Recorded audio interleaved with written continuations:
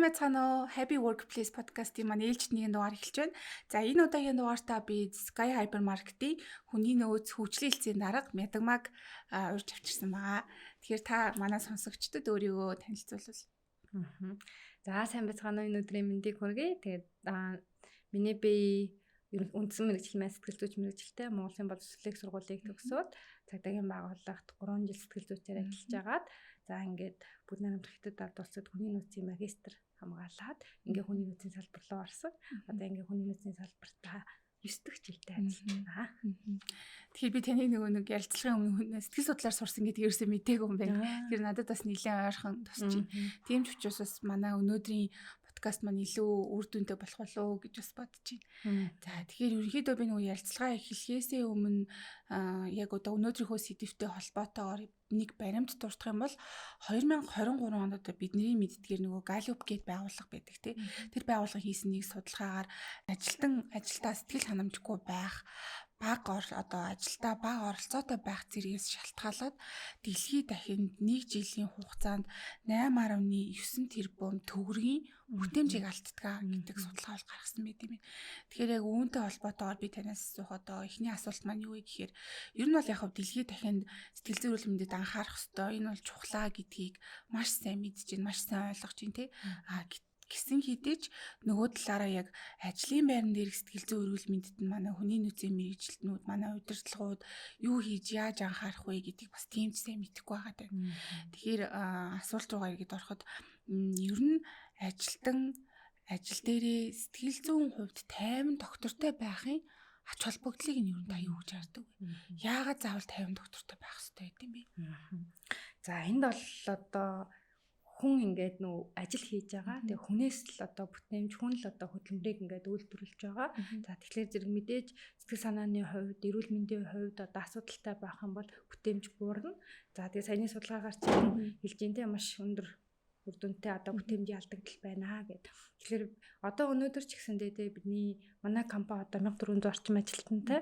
За тэгээд ингээд ажилтны одоо сэтгэл зүйн хувьд асуудалтай, гэр бүлийн тогтворгүй байгаа, эсвэл эрүүл мэндийн хувьд асуудалтай байгаа хүмүүсээс бүтээмж гарахгүй байх нь бол илт одоо ингээ ялгаатай байгаа гэсэн. Хэвийн ажиллаж хийж байгаа үеэсээ одоо яг ийм нөхцөл байдалд бол тухайн хүний бүтээмж нь багасж гин, санаачлага нь одоо тэ буурч гин. За ажлын цаг ашиглалтанд бас нөлөөлж гин. За дээрэс нь одоо энэ нөгөө одоо хийж байгаа ажлын гүйцэтгэлүүд одоо удаашраад нөгөө хүн өөртөө юм итгэлгүй болж гин. Ингээд нөгөө хувь хүн лөө хүртэл одоо тэ энэ сөрөг үр дагаврууд нь орж байгаа компанид нэг талдаа одоо бүтээмж ярих ч гэсэн нөгөө талд хувь хүн өөрийнхөө одоо нэр хүнд итгэл үнэмшил өөртөө итгэх байдлуудаа бас ингээд алдаж байгаа. Ийм зүйлс бол одоо ингээд ажиглагдаж идэг. За тэгэхээр яахын аргагүй одоо энэ сэтгэл зүйн эрүүл мэнд бол одоо компанийн хувьд анхаарах, хувь хүн бас өөрөө анхаарах одоо зайлшгүй шаардлага хэрэгтэй үсэт байгаа л гэж харж байна. Тэгэхээр бас мэдээж нөгөө ажлын байран дээр нь ажилтныхаа сэтгэл зүйн эрүүл мэндэд анхаарч байгаа байгууллагууд бусад байгууллагуудтай харьцуулахад ажлаас хашрах хам шинж, ажил амьдралын тэнцвэр алдагдал зэрэг нь харьцангуй бага байдаг. Үүнийгээ дагаад буцаад нөгөө ажилтнуудын бие махбодын өвчлөл хүртэл буурдаг гэсэн судалгааны үр дүнгууд байдаг л та. Тэгэхээр яг таны одоо саяны ярианаас ерөнхийдөө дүгнээд үзэхэд энэ сэтгэл зүйн эрүүл мэндийн асуудал чинь даангаанц ажил дээр бас нөлөөлдөг, бүтээмжийн нөлөөлөхөөс гадна хувь хүнд өөрт нь гэр бүлд нь хүртэл нөлөөлт юм аа гэд бас маш чухал одоо санагтаа ярьж байна. Тэгэхээр яг үүн дээр нэмээд асуухад тэгвэл яг бид нар сэтгэл зүйн эрүүл мэнд гэдэг одоо зүйлтэй сэтгэл зүйн аюулгүй байдал гэдэг одоо үг хэллэг тодорхойлолтуудтай бол манай монголчуудын хувьд бол цар тахлын дараагаас илүү ярьдаг болчиход байгаа. Тэгэхээр ер нь бол цар тахлаас өмнө бол бидний юун дээр илүү анхаардаг гэсэн гэхээр хөдөлмөрийн аюулгүй байдал гэдэг зүйл дээр анхаардаг гэсэн. Хөдөлмөрийн аюулгүй байдал магадгүй нөгөө хуульчилсан учраас байгууллага болгонд тэнд анхаарах хэрэгтэй гэдгийг ухамсарласан мэдсэн байдаг. Гэтэл нөгөө талдаа яг сэтгэл зүйн аюулгүй байдал гэдэгт ер нь анхаарах нь яг чухал уу? Тэ жишээлбэл яг анхаарахаар ямар үр дүн ач холбогдол ер нь авчирдаг вэ? Та энэ дээр юу гэж бодож байна? Яг тийм. Одоо яг хөдөлмөрийн аюулгүй байдал эрүүл ахуй бол яг хуулиар өгчихсөн. За энэ болохоор яг нөгөө бид болохоор нүдэнд харагдаж байгаа ийм элтэд байгаа одоо ийм аюул осол тий гэмтэл бэртлийг ингээд нөгөө чухал зүйлээ гэдэг ингээд хараад байгаа. Бодит хохирол гэж ярьж байна тий. Яг Монгол Улсын хуулийн ч гэсэндээ бодит хохирлыг одоо бид нөхөн төлөвлөгдөг тий. Тэр цаана одоо сэтгэл зүйн хохирол тий яг ингээд далд байгаа хэсэг байхгүй. Гаднаас нь харахад ингээд зүгээр юм шиг Гэхдээ яг нь дотроо одоо ингээ маш их асуудалтай. Бараг одоо ил шарах сориоос илүү одоо ийм гэмтэл автсан байгаа ч юм уу те. Ийм нөхцөл байдлыг харж чадахгүй учраас үнэлж гаргаж ирж чадахгүй байгаа учраас одоо ингээд те үнэлээд одоо тэрийг анхаарад ингээд яг хуульчлаад явах бол одоохондоо тэр орчин нөхцөл нь ингээд Монголын хувьд одоо арай бүртгэгүн болов уу гэж хараад байгаа. За гэхдээ одоо маш олон компаниуд ингээд энэ чиглэл рүү ороод тий одоо ингээ үйл ажиллагаандаа нэвтрүүлээд хэрэгжүүлээд хөтөлбөрүүдийг сэтгэл зүйн төвөдтэй хамтраад ингээ хийгээд явж байгаа юм болон сайн кейсүүд байгаа. За яг улсын хувьд одоо хуульчтайгүй ч гэсэн одоо ингээ хийгдэж байгаа ажлуудыг бол маш олныг дурдж болохоор байгаа. За дараагийн асуулт маань илүү юу гэж эхлэх вэ гэхээр ер нь өмнөх дугаарууд дээр ч тэр за түрүүн ярианыхаа ихэнд бас дурдсанчлан ер нь ажлаас хашрах хам шинжиж байна уу, ажлын стресс ч байна уу, ер нь ажилтай холбоотой сэтгэл зүйн асуудлуудыг нэлээдгүй олон юм шалтгаанаас болж үүсдэг. За тэгээд тэр дундаа ажлын байран дээр байхдаа өсөж хөгжих боломж бага байх нь эдгээр ажлын байрных сэтгэл зүйн хүчин зүйлүүд рүү ер нь түлхээд идэм биш үү гэдэг үр дүнгууд ч гэсэн байдаг. Тэгэхээр яг компанийн хувьд магадгүй яг танаа хэлтсийн хувьд ажилтныхаа хувийн хөгжилтөнд зориулж юу хийдэг вэ? За компанийн хувьд бол яг сургалт хөгжлийн бодлого, карьер хөгжлийн бодлого гэдээ байгаа.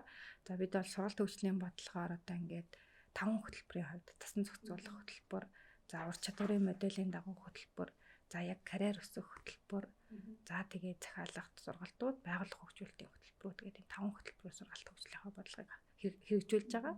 За тэгээд энд бол манай хувьд бол карьер хөгжил бол маш нээлттэй. Ерөнхийдөө бол бараг 90% орчим нь дотоодосоо карьер ахидаг. Ер нь бол хүнийг сургаад хөгжүүлээд хамттаал гэсэн зорилготой. За тэгээд жилийн хугацаанд 200. За манайхыг өнгөрсөн жил одоо энэ оны хэцлэн гараагүй 23 оны хувьд гэхэд бид 224 хүнд дэвшсэн байсан.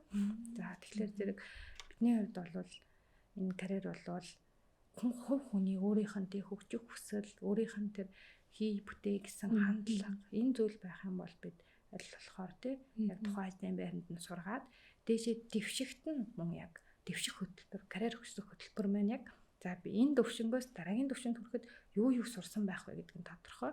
За тэр хөтөлбөрөө хангаад амжилттай оноогоо авчих юм бол карьер өсөх боломж нэгддэг гэсэн. Тэгэхээр ерөнхийдөө бол нөгөө байгууллагын зүгээс бас тухайн ажилтныг дэмжиж өгөх нь ажлын бүтээмж гүйцэтгэлд нь карьерийн өсөлт хөгжилтөнд хүртэл нөлөөлдөг байх юм тийм. Хоёр талын дэмжлэг л дээ. Ер нь бол хаа ингээд нөгөө хүмүүс бас ажилтнууд зүгээс ингээд харахад те хувь хүн өөрийнхөө одоо те үн цэнийг бий болгодог. Хувь хүн өөрийнхөө итгэлийг илүү их олж авдаг. Яг ингээд байгууллага ч юм уу за эсвэл өөр хин нэгэн ч хийж болно гэр бүлийн хоёрын те эхнэр нь ч юм уу нөхөр нь ингээ яг ингээл те чи тэг хэрэгтэй ингэх хэрэгтэй одоо сур одоо тэг гэл ингээд байвал хувь хүн дотроосоо хүсээгүй үед бол энэ хүч энэ сэтгэл зүйн тайван доктортай байдал бий болж чадахгүй. Тийм учраас одоо нөгөө хүн өөрийнхөө тэр үн цэнийг бий болгодог учраас өөрөө нэг юм сэтгэл зүйн дархлаа гэдэг зүйлтэй байх нь бол маш чухал гэж хардаг. Би одоо ч гэсэн ингээл одоо залуучууд гэх юм одоо би ч одоо нас нь явцсан юм шиг л байна л да. Манай хэлтсийнхэн гэхэд одоо ингээл дандаа л юм залуу хүмүүс байгаа. Тэгээд ингээл за бидний ажил ингээ хүнд хөрсөнгүү ч юм уу те үнцэнгүй байлаа ч юм уу те ингээ хэлэхээр нь яг ингэж хэлдэг. Бид өөрсдөө одоо сэтгэл зүйн дархлаатай байх хэрэгтэй. Бидний хийж байгаа зүйлийн үнц нь бидний дотор оршиж байгаа юм шүү. За хин нэгний одоо те үнэлснээр өсөөл унаал байвал эн чинь одоо те ямар ч хүчгүй үнц нь болох гэдэг байна. Тэгэхээр бид өөрийнхөө хийж байгаа зүйл зоригтой, урам зоригтой, хүнд хүргэе гэсэн сэтгэлтэй явж байгаа бол энэ заавал хүрнэ. Энд бол ерөөсөө сэтгэлээр унаадах зүйл байхгүй гэж банк хэлдэг. Тэгэхээр энэ бол хувь хүний сэтгэл зүйн дархлаа тогтоох нь аюул чухал байна гэж хараад байгаа.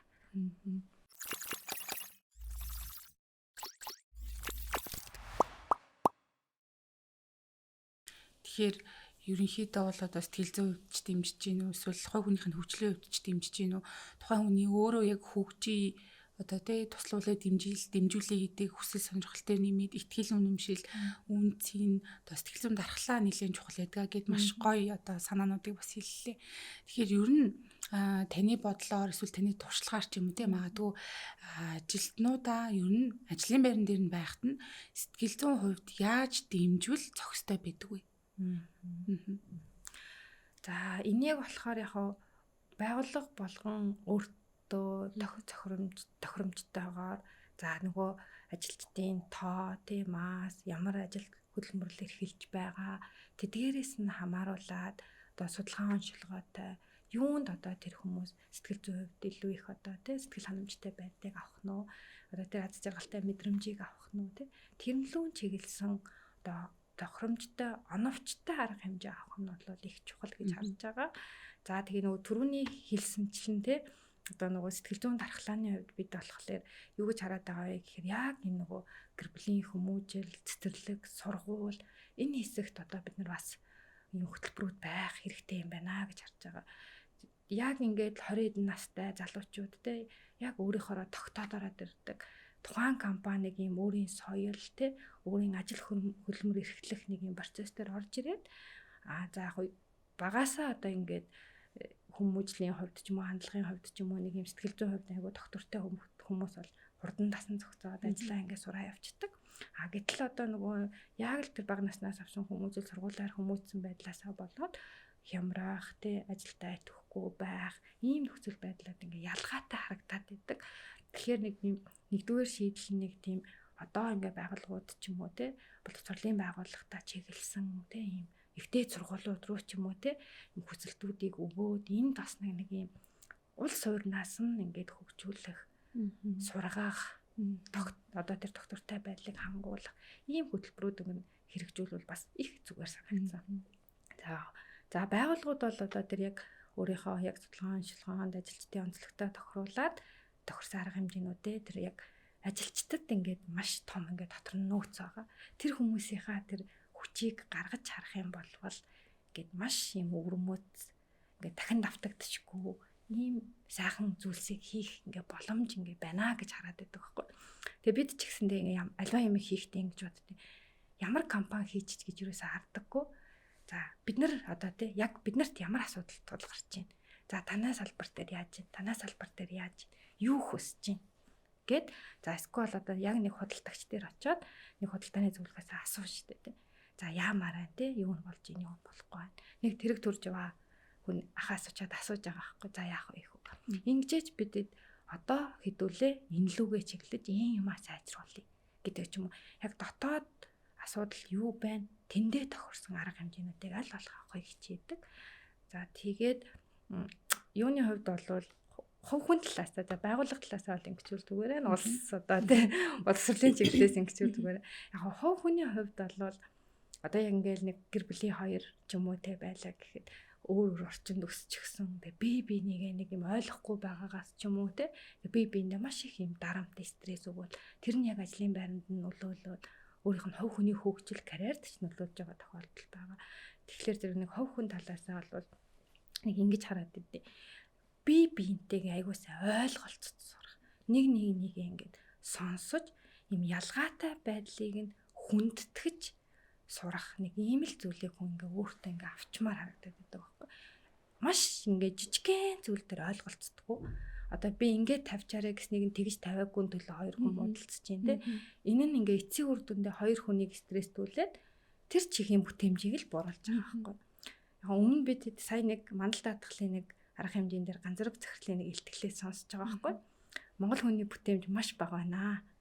Тэг маш бага байна. Тэг монголчууд ер нь ингээд удаа ингэж явах юм бол улс орон мөхнөө. Бид ингээ монголчуудаараа бүгд юм бүтээмжтэй байх хэрэгтэй байна. Энэ бол амар чухал зүйл байна. Тэг энэ компаниуд бас энд үүрэг оролцоотой баймар байна гэж хэлж байгаа байхгүй. Тэгтэл ингээ яг дотроо бодож эхэлсэн байхгүй. За ер нь энэ хүмүүст ингээ аюу сайн сургах хэрэгтэй юм байна. Хамтдаа суралцах хэрэгтэй юм байна. За улс орон чинь юм байна те дэлхийн юм байна. Тэгэхээр бүгдээрээ хамтдаа нэгэн зорилгын төлөө одоо нэгэндээ ингээд гомдоод тунаад те тэгэхээр нэг тийм одоо ингээд хойш хамтдаа хойшоо байгаад байхгүй хамтдаа урагшаа байх зорилготой тэмүүлэлтэй энэ айгүй чухал юм байна. Тэгэх энэ тулд ингээд бие бинийгээ ойлгодог байх л их чухал байна гэж хэлгээд байгаа. Хувийн талаас.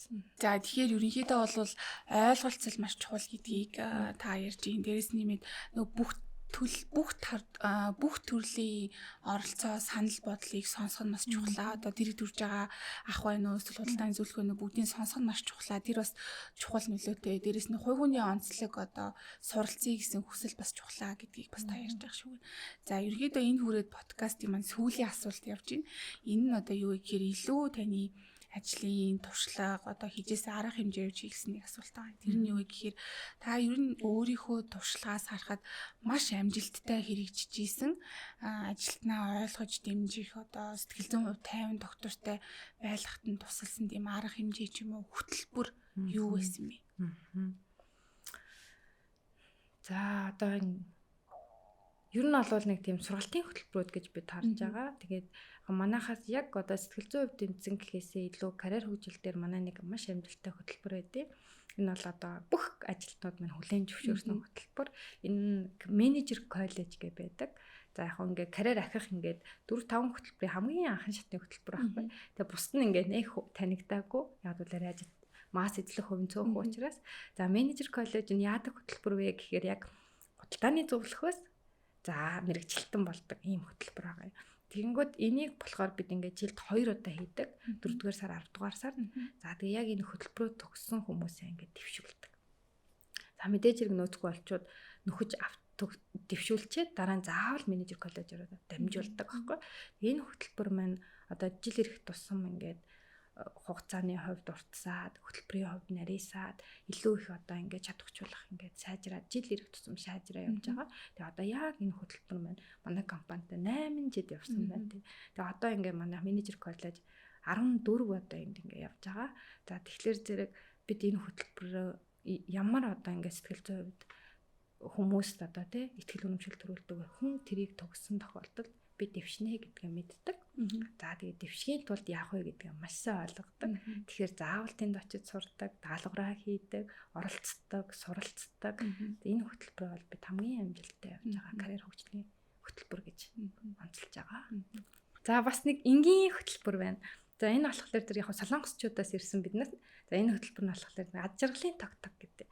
За тэгээд тэр нь болохоор зэрэг ингээд ажилтнууд ингээ ажлын байран дээр ажиллаа хийгээ явж байхад удирдлагын ч юм уу хамт ажиллаж байгаа хүн ч юм мөрөн дээр нь зөөлхөн ингээ цохоо тог гэж дугарж байгаа ингээ цохихыг тог гэдэг байгаа. За тэгээ энэ хөтөлбөр болохоор ингээ за баяраа чи сайн ажилласан байх шүү өнөөдөр маш сайн ажиллаа гэдэг ингээ мөрөн дээр нь нуруунд хамаагүй удаа тий ингээ жохон ингээ хүрх энэ хүрхийг л тогтдог гэдэг. Энэ нь болохоор ингээ бие биендээ итгэл өгж гин урамшуулал өгж гин хамт байгаагаа мэдрүүлж байгаа ийм одоо өдөр тутамдаа хэрэглэж болох ийм хөтөлбөр байдаг. Энэ бол одоо манай солонгосчуудаас ирсэн хөтөлбөр учраас байнга хэрэгжүүлдэг. Тэгээ энэ одоо happy digit гэх юм уу те одоо нөгөө 5 минутын сургуульч гэх юм уу ингээд маш олон хөтөлбөрүүд байдаг. Энэ ажиглалын тогтог болоод ер нь яг удирдах ажилтан ажилтны хооронд холбосон ийм итгэл өгөх маш сайн хөтөлбөр гэж харж байгаа. Тэгэхээр маш энгийн хэрнээ ажлын байран дээр нь хангагдах хэрэгтэй одоо тэр сэтгэл зүйн хэрэгцээнүүдийг хангаж байгаа хөтөлбөрүүд байна гэж би бас харж байна. Тэгэхээр ерөнхийдөө өнөөдрийн яриаг ингээд одоо базаад гэх юм уу те товчлоод ч гэх юм уу хэлвэл ер нь ажилтны тайван сэтгэл зүйн хувь доктортой байлгахад хувь хүний оролцоо ч чухал, за байгууллагын оролцоо ч чухлаа. Энд нь бол хоёр тал ерөнхийдөө бол хамтарч ажиллаж иж ажлын байран дээрээ сэтгэл зүйн тайван доктортой, бүтээмж өндөртэй, сэтгэл ханамжтай ажиллана гэдгийг бас нэлээд их хоёлаа хөндөж ярилцлаа те. Тэгэхээр магадгүй манай сонсогчдод та хэлмээр санагдсан үлдээсэн ч юм уу тийм зүйл байвал тэрийг бас хэлвэл. За ерөөд нь бол айгаа гоё базаад хэлчлээ. Тэг ер нь бол миний санаа те бид бол хамтдаа хөгжин нэг талын оролцоотойгоор одоо илүү амжилт олж чадахгүй яг нэг талын оролцоотой нэг 80% байлаа гэх юм бол хоёулаа ах юм бол 120 140% байж болно. Тийм учраас бид нөгөө бие биендээ хоёр тал хоёулаа ялах зарчимтай ер нь бол ийм байдал айгүй чухал юм шүү гэж хэлмээр байна. Тэгээд хүн өөрийн одоо сэтгэл зүйн дархлааг өөрөө хангадаг. Тийм учраас хүн өөрийнхөө сэтгэл зүйд маш сайн анхаарах хэрэгтэй. Энэ бол одоо биеийн эрүүл мэндтэй адилхан чухал эрүүл мэндэ. Тэгэхээр сэтгэл зүйн эрүүл мэндэ хайрлаж, хамгаалж, үнийхээ төлөө хөдөлмөрлөж, үнийхээ төлөө цаг хугацаа хичээл зүтгэл гаргаж агаарэ гэж хүсмээр байна. За баярлалаа. Бас манай подкастт өндөрлөгөө маань хүлээн аваад өнөөдөр хүрэлцэн ирсэнд нь баярлалаа. За урьсанд баярлалаа. За энэ өрөөд Happy Workplace podcast-ийн маань хэлж дугаар дуусж байна. Дараагийн подкастаар уулзлаа түр баяртай. За баяртай.